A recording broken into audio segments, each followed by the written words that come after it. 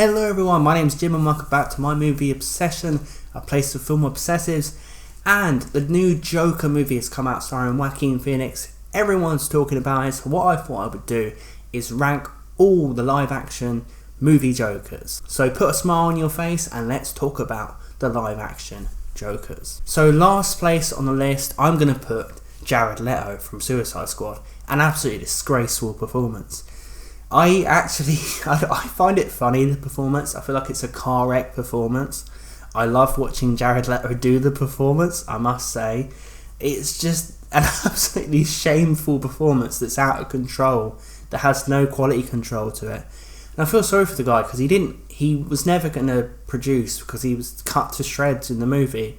They didn't give, it almost made his Joker worse, the way he was just thrown out there in random scenes, so it made him seem more random. I just thought Jared Leto was really, really bad as the Joker. I thought he was really annoying, actually, is probably the best word. Annoying idiot. I feel like he was just throwing stuff at the wall and seeing what would stick. And I feel like they didn't really sit down and actually carve out a direction for this character. It was just like the Joker saying random things. I really felt like his scenes with Harley Quinn were so cringy, like when he was saying to her, "Come on, say it, come on, baby." Like just so ridiculously shameful and annoying and cringy when they're just trying to have this messed up Bonnie and Clyde thing going on, but all you're doing is looking at Jared Leto and going, "What are you doing, mate? If you weren't so crazy, I think you're insane." The worst Jared Leto moment in the whole film is when he says to Harley Quinn, Would you die for me? No, that's too easy. Will you live for me? Like, just, it's Marilyn Manson. He delivers it like Marilyn Manson. It's like really, really shockingly delivered and so cringy. Jared Leto, definitely the cringiest Joker, so he is last place in the cinematic Jokers. Next up is Cesar Romero. Now, this isn't actually a knock on Cesar Romero, it's just that the other Jokers are so good, because Cesar Romero, I've always found him pretty darn creepy, guys. Think about it, everyone thinks of Cesar Romero as this campy, fun Joker, but look me in the eye and tell me you would want to be stuck alone in the room with this crazy arsehole. He is crazy as hell. You look in that Joker's eyes and there is madness. He is absolutely unhinged. Yes, he's jumping around doing this campy performance, but he's really strange and he's completely and utterly gone. He's not a guy, who, I almost think like when he paints over his face and you can see the moustache, which was the actor Cesar Romero refusing to do it, that makes him seem more bizarre. This seems like a guy who's entirely gone, lost in a world of fun and games. And I think it's a dynamic performance. I think it's an earnest performance by Cesar Romero. We're talking about the Batman 66 movie, obviously. I think it's he's not as great in the movie as he is in the show, but he's still really, really good. It's an iconic performance, I think. And I actually think he's underrated in terms of being menacing. So Cesar Romero is next on the list. Next up is Joaquin Phoenix as Arthur Fleck in the new Joker movie. Now, if anyone wants to know what I think of the new Joker movie, I thought of reviewing it, but I thought I'd just do this video because I just kind of talk about it with the other Jokers. I really, really enjoyed the movie, but it depressed me to all hell. I came out absolutely robbed of any faith in mankind, but I guess that is the idea of the movie. So this is the most dark and depressing comic book movie ever made, I think. It's very, very, very well made. The filmmaking is incredible by Todd Phillips, and I think the performance by Joaquin Phoenix is staggering. I really, really do. It's a physical performance, it's an emotional performance, and he's the most human Joker in a messed up way.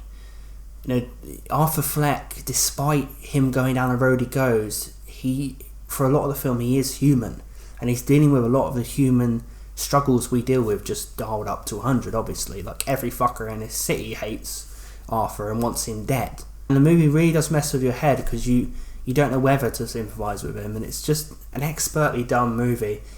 The reason I have slight problems with it is because I just find it overwhelmingly depressive, but that's just me. It doesn't take away from the filmmaking, it doesn't take away from the performance.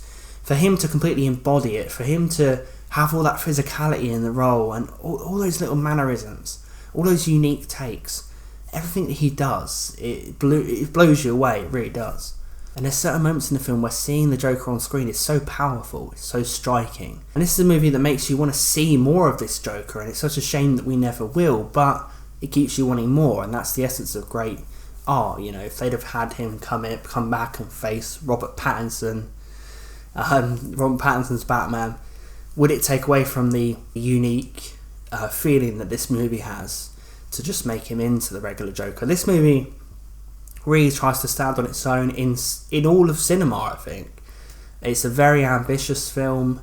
It harkens back to, obviously, Taxi Driver and all that sort of stuff, but it injects it with more depression than, I don't even know, a 5-hour film about nihilism. But Joaquin Phoenix is stunning in the film, and it's a Joker like you've never seen before, and it shows that you can still... Joker's such an interesting character because there's so many ways to do him, and you can see things of the Joker in Joaquin Phoenix's performance, that tragic side of the Joker, that nihilistic side of the Joker. So it's a great performance, but I do place him underneath the top two. But that's no disrespect to Joaquin, he is number 3.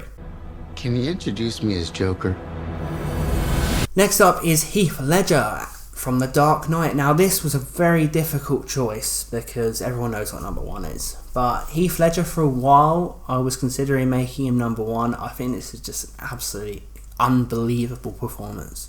You know, people forget the impact this performance had back in 2008. There was a real stir around this movie. There was a real intrigue around this movie of what was going on with Heath Ledger.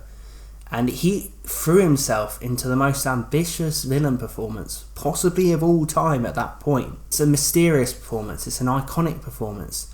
It's an intense performance, and the look of Heath Ledger as the clown is captivating. It's absorbing. He's absorbing when he's on screen, but he captures so many elements of the Joker, so many elements. He captures the comedic side, he captures the deranged side, the nihilistic side, the awkward side. Like, I feel like the scene where he's sitting down with the gangsters and he's saying he's not crazy and he does the pencil trick is really awkward, and I feel like it's intentionally done, and I feel like Joaquin Phoenix had a lot of that in Joker. It's the awkwardness, that way you don't know how to feel when you're watching the Joker, that sense of just real out of place in the world that the Joker is. So many iconic scenes of Heath Ledger on screen, so many iconic lines. I grow to love this performance more and more as time goes on. I remember when I was younger, when I first watched the film, when I was a big Jack Nicholson Batman 89 fan, of course, one of my favourite movies of all time, I really didn't like Heath Ledger, but over the time, just a real performance that gets underneath your skin. And it's one of the great performances of modern times. I like that. Number 1, I can't get away from it. It is Jack Nicholson, the Clown Prince of Crime in Batman 1989. So much of the Joker in this performance, I feel like it's almost underrated today. I feel like it's almost cool to call Jack Nicholson the worst Joker, or not that great, or he only played Jack Nicholson. But you see so many sides of the Joker in this. You see the obsession with himself, which is actually not a side of the Joker that we see in these previous incarnations. This Joker is very, very vain, and that's very much explored in the comics, in many comics. Very, very high opinion of himself this Joker has. He's extremely self-absorbed, doesn't care about anyone else but himself, and he loves himself, and that really is a Joker trait that is not explored in the others. And, you know, Jack Nicholson's great at that, you know. Just Jack Nicholson being vain on screen is one of the best things you can ever see, because he just has that, you know, you have to like Jack Nicholson no matter what he's doing, you know, and even when he's being arrogant and confident, you enjoy watching him because he's absorbing, he's interesting. He just does arrogant in such a great way. And to see for the very first time the Joker realised in a dark way, and to see him constantly reading off one-liners, constantly laughing at murder, constantly laughing at death. You know, one of the most disturbing scenes is, of course, the I'm glad you're dead scene. People forget about these scenes. There's that scene, there's the scene where he talks about that he wants his face on the $1 bill, and he's not joking, you know, just these weird statements that he has in the film where he says he's sat in the bath one day, realised why he was destined for greatness, just really bizarre things. He can't make an omelette without breaking some eggs, about throwing his girlfriend out the fucking window. So this Joker, really need to rewatch it if you don't see Jack Nicholson as up there with the greats, because he has such a way of being sinister but also hilarious, and that's for me the key of the Joker. So he's sinister, he's hilarious, and he's unbelievably effective on screen, an unbelievable personality and charisma and electricity. I saw Batman 89 on the big screen recently, and I'm blown away to this day by Jack Nicholson, the way he just steals the show. Wait till they get a load of me.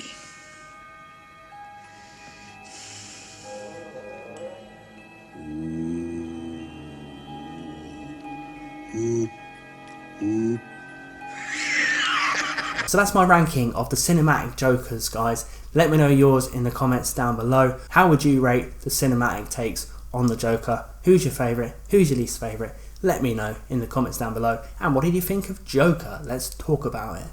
Thanks for watching, everyone, and please subscribe if you enjoy videos like this. I have several other ranking videos which I'll link on the screen, and I usually talk about 80s and 90s nostalgic movies, so if that sounds like something you're interested in, check that out too. Subscribe to this channel, and I will see you guys in the next video.